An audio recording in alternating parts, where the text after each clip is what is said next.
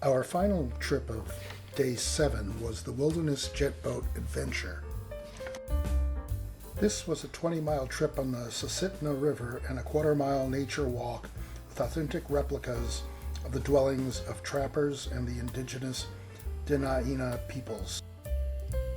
We are waiting to get onto the Jet Boat Adventures, the Wilderness Tour.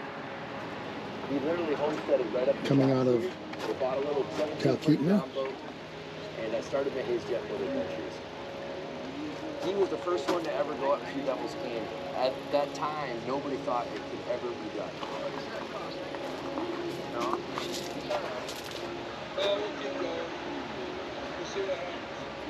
That's what we're hoping we're going to see. Surrounded by whitewater. It's supposed to clear up a little bit today, so fingers crossed. Hello, Mr. Raven. Coming over here to visit us? Hello.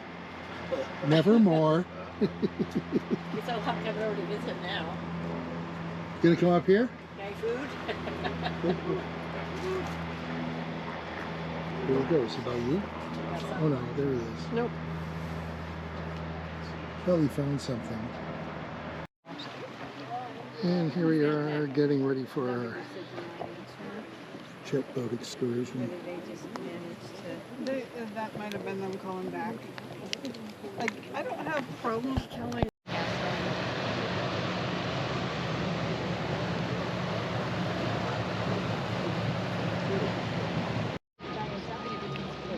And this is the boat we'll be going on.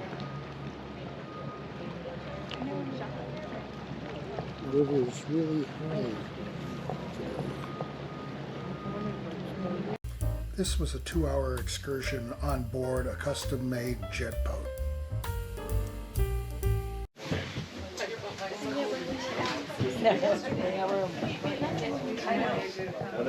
We don't know how this state maybe not this. The clouds were beginning to clear somewhat, so we're hopeful that we might be able to see Denali. Not much. It's gravel bars and sandbars that move around on you that you gotta watch for. But we'll be good.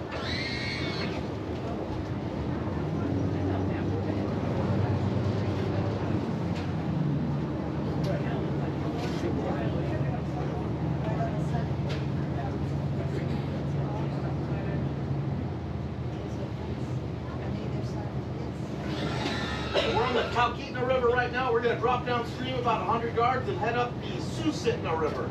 We're going to stop up there right where the Chulitna River comes into the Susitna. Vanessa will tell you guys a little bit about the rivers and mountains.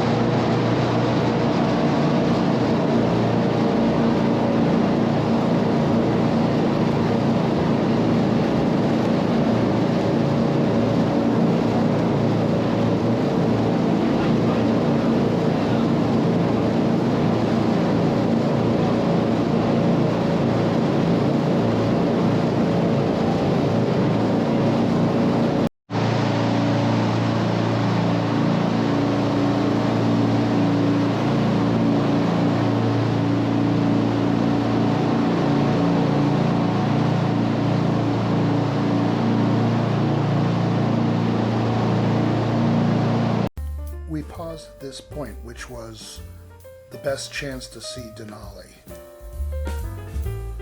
This is a picture from their brochure which shows what Denali would look like at this point.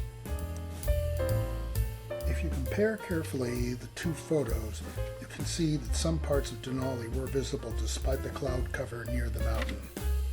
Little creek and spawn, the pink salmon and the silver salmon.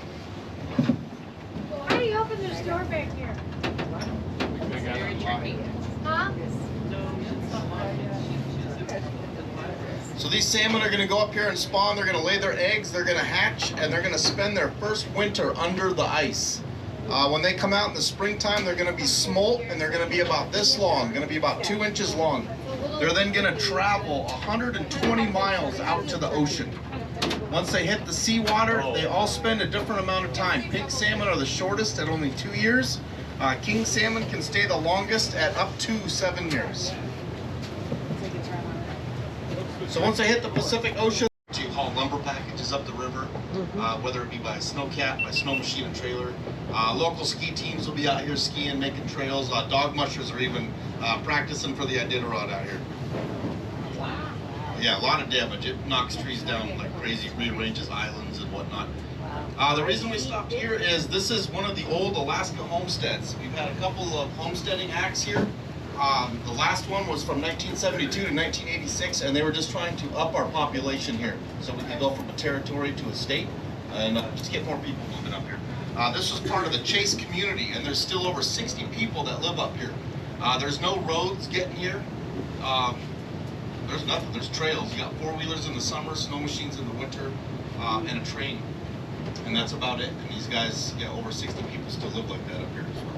And yeah, it went onward. So once they spawn, they're gonna last like another 2 to 3 weeks before they're gone. Yeah, they deteriorate pretty rapidly once they hit this fresh water. It's so big they put it in the Smithsonian down there. It's in the museum. So these eagles, they mate for life. They'll have 3 eggs they lay in the springtime. It is very, very rare for more than one of those 3 eggs to reach adulthood. Here you can see the eagle's nest near the top of the tree. We next stopped at the Dena'ina Athabascan Fish Camp and Trapper's Cabin.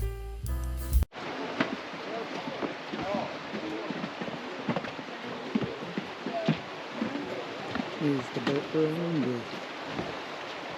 to keep me cool.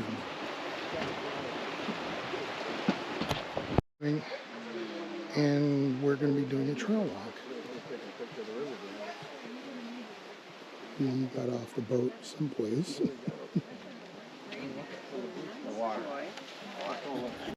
I thought it was interesting that our guide had a rifle with her. I wasn't sure if it was needed or it was just for show.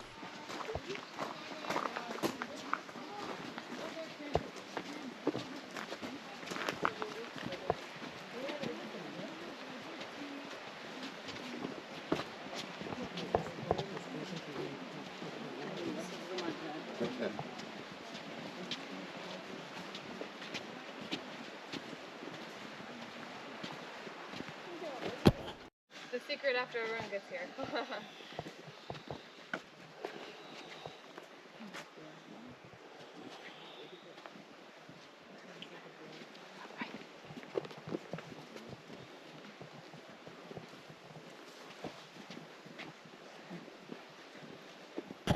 Here you can see a refrigeration pit.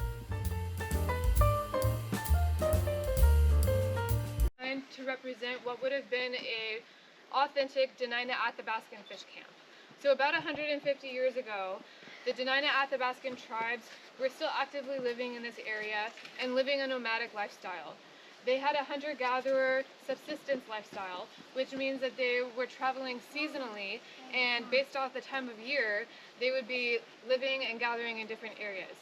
So this time of year, in this area, would be whenever the salmon run is happening. As Corey was talking about earlier, there's 5 different species of salmon that come into this river delta system, and at the different creek mouths, there's different opportunities for collecting these salmon. Not illegal to have them here. No. Not that I know of. Yeah. Yeah. I heard Those are white-tailed no, fox. they're trying to save them. I'm sorry, red fox. Yes. So I will discuss the furs in just a moment, but first I'm going to kind of orient everybody to the area. Just because you didn't go up there. Yeah. You weren't the favorite. You gave it away before he... This is a reproduction of a trapper's cabin.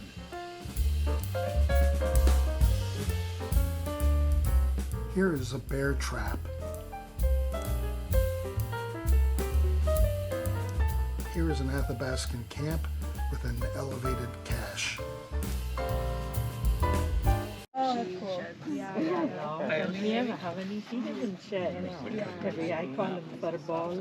And if I let him grow, he just becomes like a snowball. Yeah, you have to brush. Yeah. Wear and tear for sure over time.